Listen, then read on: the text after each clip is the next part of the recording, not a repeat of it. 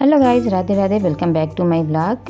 Guys, सभी को पता है कि आज है जन्माष्टमी और यहाँ चल रही है श्री कृष्ण जन्मोत्सव की पूरे जोर शोर से तैयारी। श्री कृष्ण जी का जन्मदिन है और उनके मंदिर को अच्छे से साफ करके सजाया जाएगा, तो उसके लिए चल रही है यहाँ पर सफाई अभियान।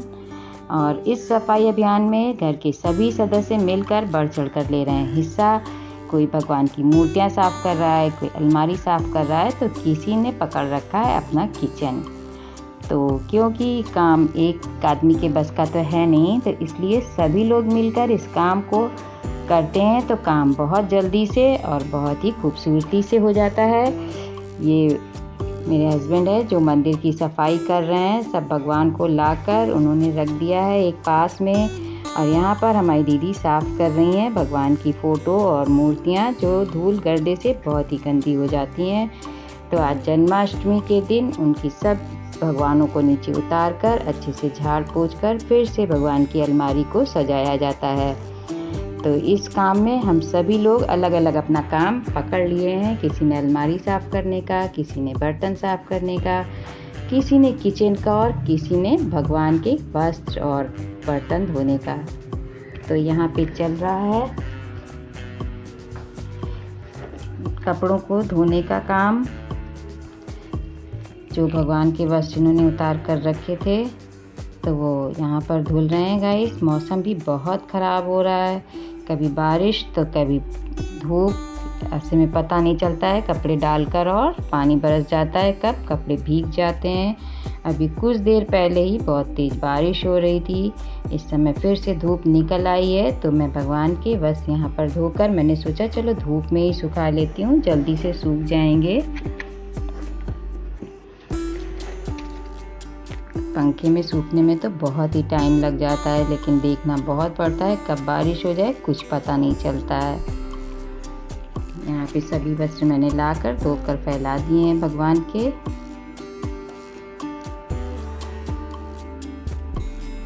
लगभग अलमारी भी साफ़ ही हो चुकी है, क्योंकि भगवान के सभी मूर्तियाँ नीचे आ गई, बस अब पोंछना रह गया है जो फ़ोटोज़ अंदर लगी हुई हैं।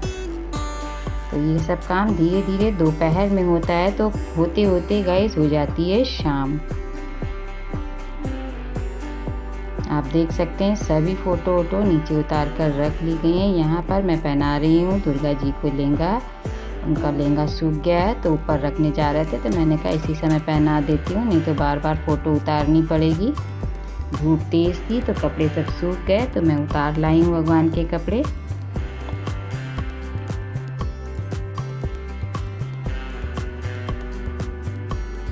एक एक काम करते करते कब शाम हो जाती है कुछ पता नहीं चलता है।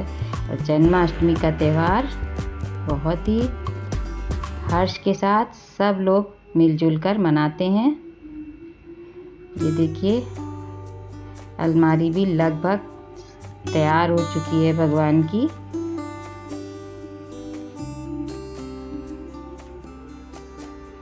मेरे यहाँ भगवान को अलमारी पे ही बिठाया जाता है, इधर उधर उनका कहीं नहीं बनाते हैं सिंहासन। तो हम लोग अलमारी को ही अच्छे से साफ़ कर लेते हैं, क्योंकि 6 दिन तक भगवान को एक जगह पर ही रखना होता है। जब तक छठी नहीं हो जाती है तब तक हम लोग भगवान को दोबारा से नहीं छूते हैं।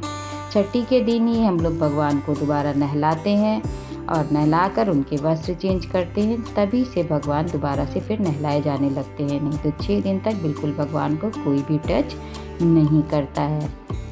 तो गाइज़, हम आपको भगवान के दर्शन तो कराएंगे 12 बजे के तक ही। तो आप अभी भगवान के दर्शन करने के लिए आपको आना पड़ेगा मेरे साथ 12 बजे। उसके पहले तो भगवान के दर्शन किसी को नहीं होंगे। अलमारी सज गई मेरी। अब हम लोग चलते हैं, शाम भी हो गई है। अभी किसी ने भी खाना नहीं खाया, तो यहाँ पे मैंने सोचा चलो शाम की भी तैयारी कर लेते हैं, क्योंकि शाम तो हो ही चुकी है।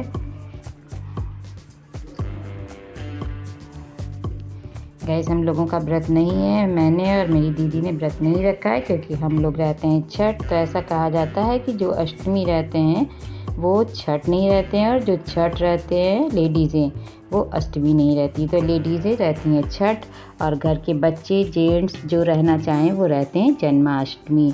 तो आज मेरी बेटी ने रखा है जन्माष्टमी का व्रत, तो मुझे उसके लिए फलाहार भी बनाना था। तो मैंने उसके लिए फलाहार में बनाई आलू की टिक्की। और यहाँ पे मैं आ गई हूँ रात के खाने की तैयारी करने, क्योंकि वो भी बहुत ज़रूरी है। कुछ लोगों के यहाँ तो खाना शाम को नहीं खाया जाता है, लोग फलाहारी कर लेते हैं। लेकिन हमारे यहाँ रात के 12 बजे भगवान के जन्म के बाद आरती होती है, सभी लोग लेते हैं प्रसाद, और उसके बाद शुरू होता है भोजन का कार्यक्रम। सभी लोग भोजन करते हैं, तो इसलिए खाना शाम से ही बनाकर हम लोग रख लेते हैं, जिससे रात में आरती के समय सभी लोग फ्री होकर तैयार होकर अच्छे से भगवान की आरती करने के लिए नीचे आ सकें।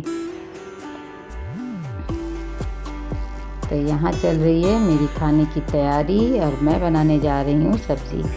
आज भगवान का भोजन भी बिल्कुल जैसे घर में बच्चों का जन्मदिन होता है तो तैयारी होती है, बिल्कुल उसी तरीके से जन्माष्टमी को भी भगवान का भोग प्रसाद बनता है। फिर जो भोजन बनता है वो भी एक बर्थडे के तरीके से ही उसी तरह से पूड़ी, सब्ज़ी, कचौड़ी, रायता सब कुछ बनता है।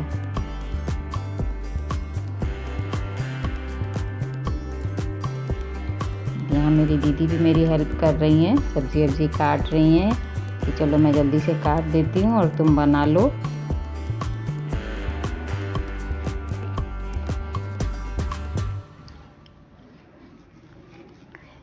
गाइज़, आप लोगों के यहाँ किस तरह होता है कमेंट करके मुझे ज़रूर बताइए। आप लोग खाना खाते हैं रात के 12 बजे के बाद या सिर्फ फलाहार करके ही रह जाते हैं? बहुत लोगों के यहाँ तो फलाहार किया जाता है केवल, लेकिन मेरे मायके में भी फलाहार ही होता था। हम लोग भोजन नहीं करते थे रात के 12 बजे के बाद, लेकिन जब से मेरी शादी हुई और मैं यहाँ आई हूँ तब से यहाँ 12 बजे के बाद खाना खाया जाता था। तो वैसा भी मेरा भी व्रत तो होता नहीं है, हम लोग अड़छठ रहते हैं तो हम लोग तो खाना खा ही सकते हैं। तो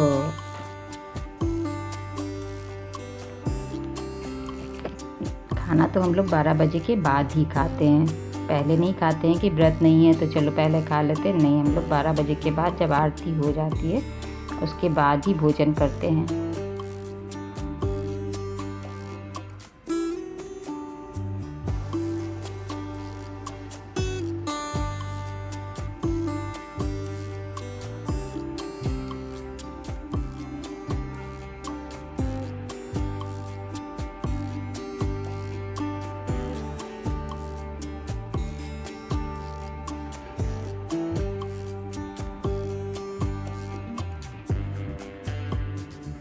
आप लोग खाने में क्या बनाते हैं ज़रूर से कमेंट करके बताइएगा।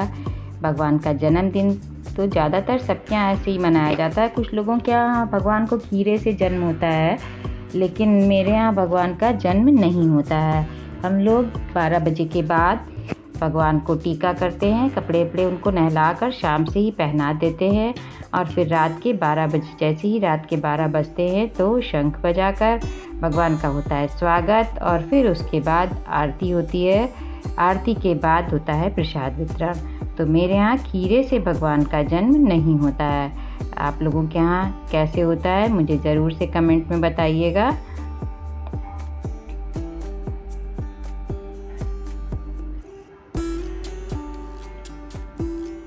कोई भी तीज त्यौहार का खाना होता है तो थोड़ा हट के बनता है, उसको बहुत ही विधि विधान से, थोड़ा ऐसे रोज़ की टेम्परेरी सब्ज़ी होती है तो जल्दी से मसाला पकाया, सब्ज़ी डाली, बन गई। लेकिन जब कोई तीज त्यौहार होता है या किसी का बर्थडे वगैरह होता है तो किसी चीज़ को बहुत ही विधि विधान से बनाया जाता है। तो आज भी वही हो रहा है। हर चीज़ को बनाने के लिए पहले जैसे होटल स्टाइल करना पड़ रहा है, बनाना पड़ रहा है एक तरीके से कि हाँ ये चीज़ बहुत अच्छी बननी चाहिए। तो गाइस, हमें लगता है सभी के यहाँ ऐसे होता होगा कि कोई त्यौहार है या किसी का बर्थडे वगैरह है तो बहुत अच्छे से खाने आने की तैयारी होती है। तो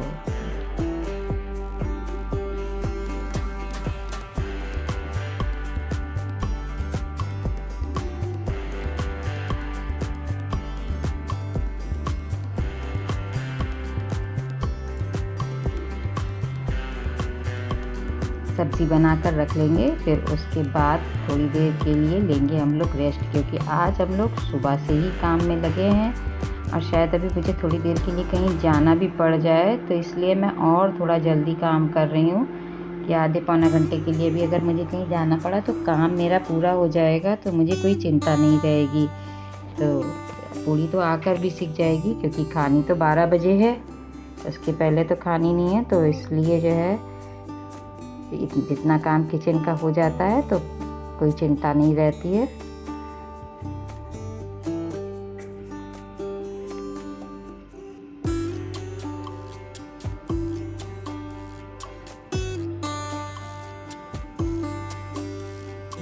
आपको मेरा ये ब्लॉग कैसा लगा ज़रूर से बताइएगा।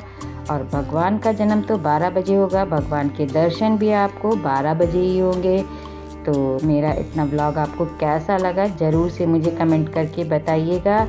और अगर कोई कमी रह गई हो तो भी मुझे कमेंट करिएगा, क्योंकि आप लोगों के कमेंट से बहुत उत्साह बढ़ता है और उस काम को सुधारने की भी हमारे अंदर वो आती है, ताकत आती है कि हम इस काम को अगर ऐसे नहीं ऐसे कर लेंगे तो ये और ज़्यादा अच्छा होगा। तो प्लीज़ कमेंट करिएगा, अगर पसंद आया हो तो लाइक और शेयर ज़रूर कीजिएगा। और अगर अभी तक मेरे चैनल को सब्सक्राइब नहीं किया है तो प्लीज़ मेरे चैनल को सब्सक्राइब कर दीजिए। मिलते हैं 12 बजे नेक्स्ट व्लॉग में। Okay, bye bye.